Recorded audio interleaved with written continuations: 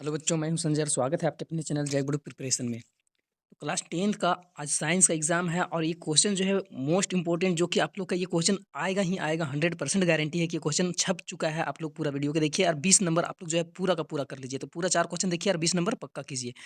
तो क्लास 10 का साइंस का चलिए शुरू करते हैं। 4 मोस्ट इंपॉर्टेंट क्वेश्चन जो कि छप चुका है ना, 100% गारंटी है कि छप चुका है। तो पहला क्वेश्चन है कि ओम के नियम को लिखना है और इसको प्रायोगिक सत्यापन भी करना है ना। तो ओम का नियम क्या होता है?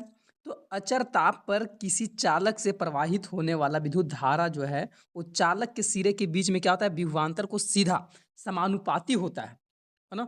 उसके बाद है कि ओम के नियम जो है, ओम के नियम का प्रयोग द्वारा प्रमाणित करने के लिए सर्वप्रथम चालक जो है, चालक का जो तार होता है और अमीटर और वोल्ट मीटर, दाब कुंजी और बैटरी और परिवर्तनशील जो प्रतिरोध होता है इत्यादि को लेकर चित्रानुसार जो है सजा दिया जाता है। और अमीटर को श्रेणी क्रम तथा वोल्ट मीटर को समांतर क्रम में कर दिया जाता है, जोड़ दिया जाता है। और उसका बाद जो है अब दाब कुंजी दबाकर बैटरी से जो है वो धारा प्रवाहित की जाती है और अमीटर को ए से दिखाया जाता है और धारा तथा वोल्ट मीटर को वी से दिखाया जाता है। और विभवांतर का मान जो है ज्ञात कर लिया जाता है और प्राप्त मान को देखने से यह पता चलता है कि विभवांतर जो है, विभवांतर का जो है मान जो है वो दुगुना हो जाता है, पर धारा का मान जो है धारा का जो मान रहता है वो भी क्या होता है, दुगुना हो जाता है। जबकि विभवांतर का मान दुगुना होने पर जो है धारा की मान क्या होता है, वो भी दुगुना हो जाता है। और जबकि विभवांतर का मान आधा होने पर धारा के मान भी क्या हो जाता है, आधा हो जाता है। इससे यह निष्कर्ष निकलता है कि चालक के सिरे के बीच में जो है वो चालक के सिरे के बीच का विभवांतर जो है उस चालक से जो है वो प्रभावित होने वाले धारा का सीधा समानुपाती जो है वो होता है। तो इस तरह से आप लोग चित्र बनाइएगा, है ना। इस तरह से चित्र बनाना है आप लोग को।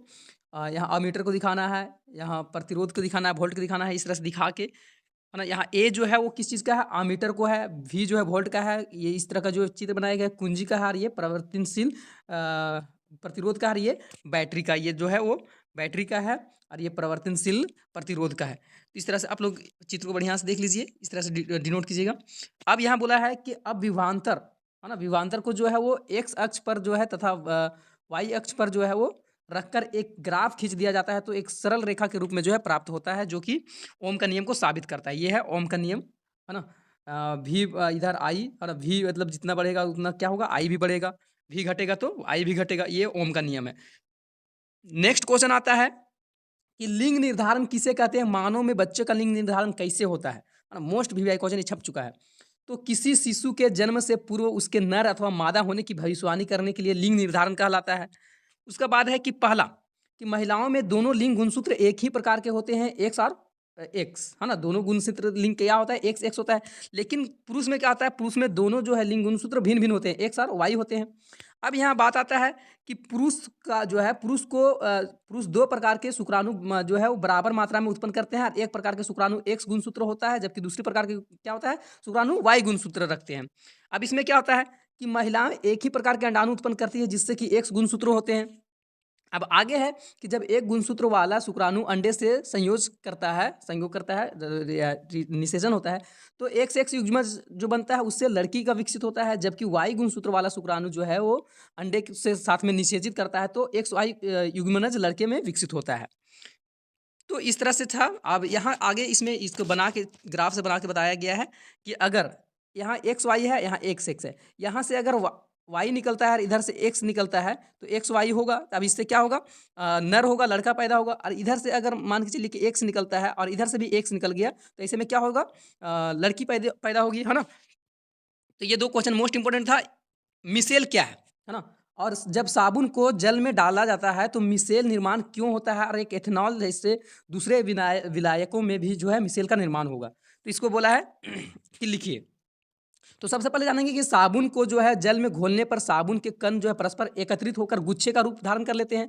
अब जिसमें लंबी कार्बन श्रृंखला वाला भाग आंतरिक हिस्से में होता है और आयनिक भाग सतह पर होता है।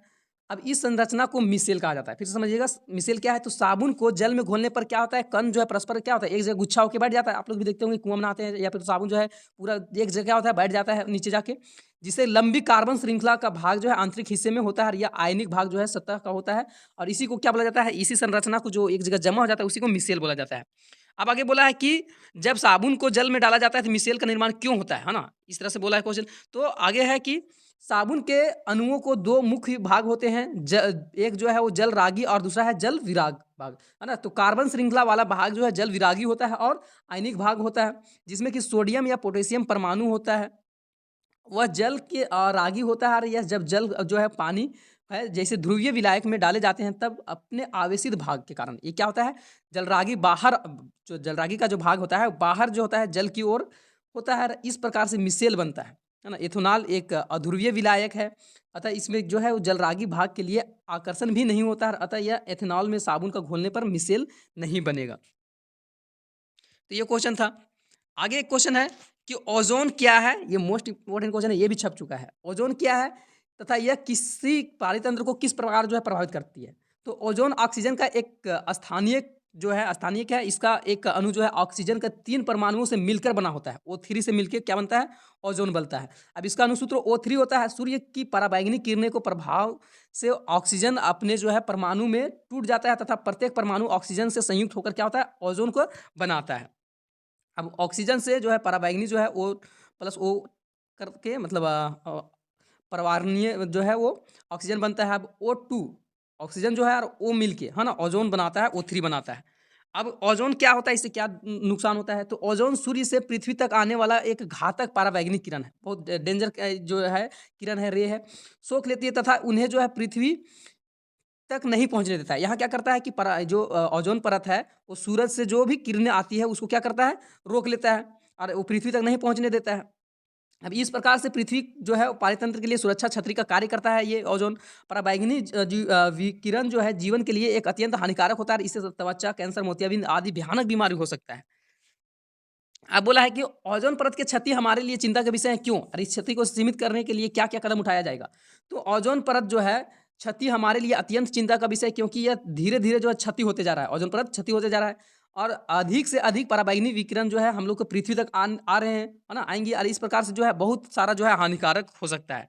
क्या-क्या हो सकता है? इससे जो है त्वचा पर प्रभाव पड़ सकता है, जिससे कि त्वचा कैंसर हो सकता है।